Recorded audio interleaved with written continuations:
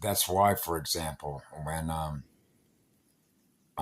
I go on the bus once a week into Hilo, okay, and this is about choices, right? I'm not responsible for the choices that others make. It's based on awareness levels.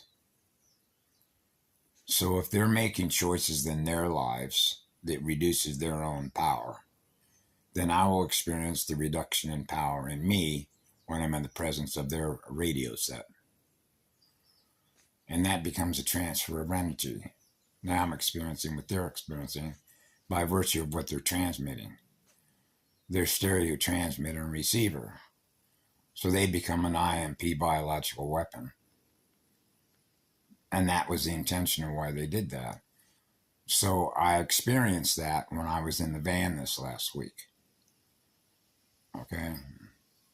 So the incubation period for that, if you will, I began experiencing the symptoms. Now I'm at the time that it's now going to take to expel it out, which is chromosome 21, cell repair codes, which is recall the tones. Hey, now I remember the tones, right? And so just like on Lahui, on the island of Kauai, I went through the same thing, right? Where I was surrounded by hundreds of them all the time, and that becomes a toxic overload. Neurotoxins, our lymphatic system, our lymph nodes in a network. Yeah. And so, so that's why sometimes it's like, I'm glad I'm where I'm at.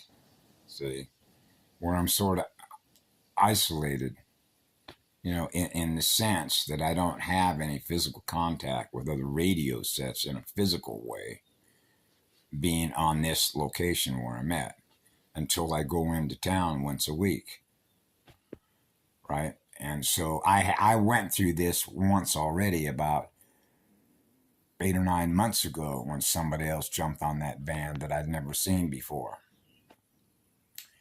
And sure enough, within a given period of time, my lymph nodes were swollen.